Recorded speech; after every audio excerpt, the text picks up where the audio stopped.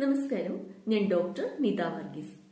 ഇന്ന് നമ്മൾ പരിചയപ്പെടുന്നത് നമ്മുടെ നാട്ടിൻപുറങ്ങളിൽ സാധാരണയായി കാണപ്പെടുന്ന എന്നാൽ നിരവധി ഔഷധ പ്രാധാന്യമുള്ള ഒരു സസ്യത്തെക്കുറിച്ചാണ്. തുമ്പ.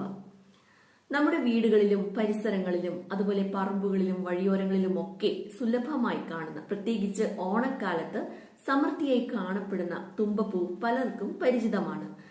എന്നാൽ ഇതിന്റെ ആരോഗ്യ ഗുണങ്ങൾ എന്തെല്ലാമാണ് എന്നതിനെ കുറിച്ച് പലർക്കും ധാരണയുണ്ടാകാൻ സാധ്യതയില്ല.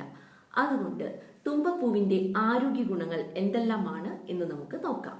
തുമ്പ ഒരു പൂവ് മാത്രമല്ല, പരമ്പരാഗത ആയുർവേദ നാട്ടുവൈദ്യ പ്രയോഗങ്ങളിൽ പല ആവശ്യങ്ങൾക്കും ഉപയോഗിച്ചുകൊണ്ടിരുന്ന ഒരു ഔഷധ സസ്യം കൂടിയാണ്. ഇനി തുമ്പ എന്താണ് എന്ന് നോക്കാം. അതിന്റെ ബൊട്ടാണിക്കൽ നെയിം, അതായത് ശാസ്ത്രീയ നാമം ലൂക്കസ് ആസ്പെര എന്നാണ്. സംസ്കൃതത്തിൽ ദ്രോണപുഷ്പി എന്നാണ് വിളിക്കുന്നത്. തുമ്പയിൽ പലതരത്തിലുള്ള ബയോ ആക്റ്റീവ് കോമ്പൗണ്ട്സ് ഉണ്ട്.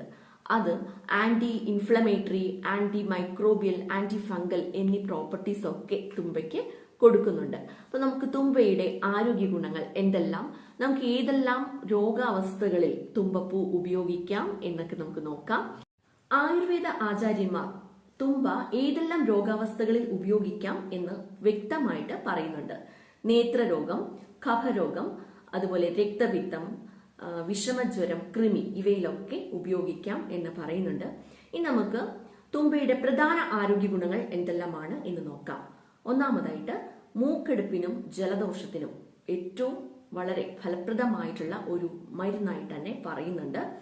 അതായത് തുമ്പയിലിട്ട് തിളപ്പിച്ച വെള്ളം കുടിക്കുന്നതും ആവി പിടിക്കുന്നതും മൂക്കെടുപ്പ് മാറുന്നതിനും ജലദോഷം എല്ലാം മാറ്റി നിർത്തുന്നതിനും ഒക്കെ സഹായിക്കുന്ന ഒന്നാണ്. പനിക്കൂർക്കയില, തുളസിയില എന്നിവയുടെ കൂടെ ഒരു പിടി തുമ്പ ഇല എടുത്ത് ആവി കൊള്ളുന്നതും വളരെ ഫലപ്രദമായ ഒന്നാണ്. അതുപോലെ തലവേദനയ്ക്കും സൈനസൈറ്റിസ് പോലെയുള്ള അസ്വസ്ഥതകൾക്കുമൊക്കെ തുമ്പയുടെ നീര് തേക്കുന്നത് വളരെ നല്ലതാണ്. സമൂലം ഇടിച്ചു പിഴിഞ്ഞ നീരും തേനും ചേർത്ത് ഉപയോഗിക്കുന്നത് കഫക്കെട്ട് കുറയ്ക്കുന്നതിനും അതുപോലെ തന്നെ ശിരശൂലം, അതായത് തലവേദനയ്ക്ക് ഏറ്റവും ഫലപ്രദമായിട്ടുള്ള ഒന്നായിട്ട് പറയുന്നു.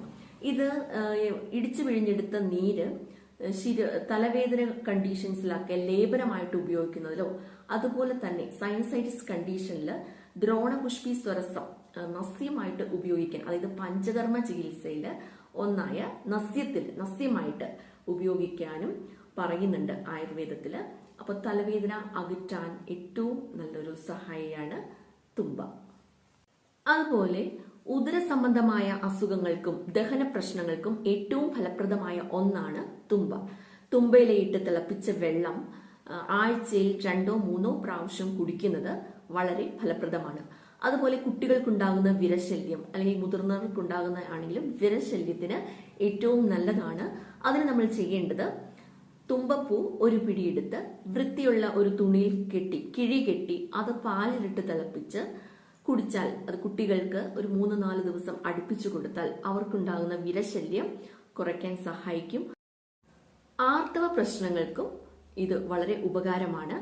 ആർത്തവ പ്രശ്നങ്ങൾ ഉള്ളവർ, അതായത് അമിതമായ രക്തസ്രാവം അല്ലെങ്കിൽ ആർത്തവ സമയത്ത് അമിതമായ വേദന ഉള്ളവർക്കൊക്കെ തുമ്പയുടെ നീരും എള്ളും കൂടി അരച്ച് 1 സ്പൂൺ ദിവസവും കഴിക്കുന്നത് വളരെ ഫലപ്രദമായ ഒന്നാണ്.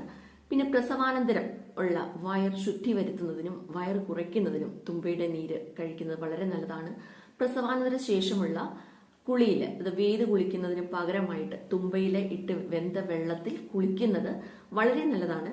രോഗാണുബാധ കുറയ്ക്കാൻ ആന്റി മൈക്രോബിയൽ ആക്ടിവിറ്റി ഉള്ളതുകൊണ്ട്, അങ്ങനെ ഒരു പ്രോപ്പർട്ടി ഉള്ളത് കൊണ്ട് തന്നെ രോഗാണുബാധ കുറയ്ക്കാനും ഇല്ലാതാക്കാനും സഹായിക്കുന്ന ഒന്നാണ്.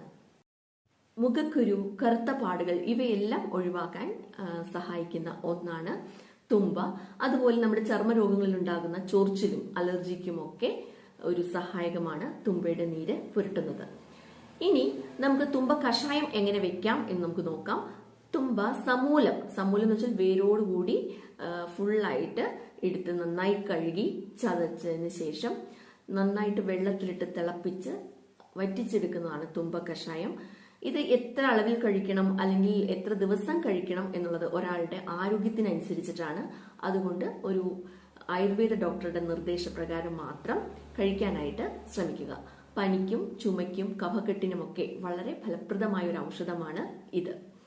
ഇനി ഇത് ആർക്കൊക്കെ കഴിക്കാൻ പാടില്ല അല്ലെങ്കിൽ ആർക്കൊക്കെ കഴിക്കുമ്പോൾ ശ്രദ്ധിക്കണം എന്ന് വെച്ചാൽ, ചെറിയ കുട്ടികൾക്ക് സ്വയമേവ നമ്മൾ സ്വയം ആയിട്ടൊന്നും തുമ്പ കഷായം ഉണ്ടാക്കി കൊടുക്കാൻ പാടില്ല. അതുപോലെ ഗർഭിണികൾക്കും മുലയൂട്ടുന്ന അമ്മമാർക്കും തുമ്പ കൊടുക്കുമ്പോൾ ശ്രദ്ധിക്കണം. സ്ഥിരമായി മരുന്നുകൾ കഴിക്കുന്നവര്, അതുപോലെ ദീർഘകാല രോഗങ്ങളുള്ളവര്, ഒന്നിൽ കൂടുതൽ മരുന്നുകൾ കഴിക്കുന്നവരൊക്കെ ഔഷധ സസ്യം ഉള്ളിൽ കഴിക്കുന്നതിന് മുമ്പായിട്ട് ഒരു ഡോക്ടറോട് നിർദ്ദേശങ്ങൾ ചോദിക്കണം. അതുപോലെ ഇനി തുമ്പ കഴിച്ചതിന് ശേഷം എന്തെങ്കിലും ചൊറിച്ചിലോ ശ്വാസതടസ്സോ അല്ലെങ്കിൽ വീക്കം, ശരീരത്തിന് വീക്കമൊക്കെ വരികയാണെങ്കിൽ, അലർജിക് പ്രശ്നങ്ങളൊക്കെ കാണിക്കുകയാണെങ്കിൽ അവരും ഉപയോഗം നിർത്തണം. ഓക്കെ, അപ്പൊ ഇതൊക്കെയാണ് തുമ്പയുടെ ആരോഗ്യ ഗുണങ്ങൾ. നിങ്ങൾക്ക് ഇപ്പോൾ കുറച്ചുകൂടെ മനസ്സിലായി കാണും എന്ന് വിചാരിക്കുന്നു. നിങ്ങൾ ആദ്യമായിട്ടാണ് എന്റെ ചാനൽ കാണുന്നതെങ്കിൽ സബ്സ്ക്രൈബ് ചെയ്യുക. തുടർന്നുള്ള വീഡിയോസ് കിട്ടാനായിട്ട് ബെൽ ബട്ടണും എനേബിൾ ചെയ്ത് വെക്കുക. ഈ വീഡിയോ ഉപകാരപ്പെട്ടു എന്ന് തോന്നുകയാണെങ്കിൽ നിങ്ങളുടെ കൂട്ടുകാർക്കും ഷെയർ ചെയ്യുക. നന്ദി, നമസ്കാരം.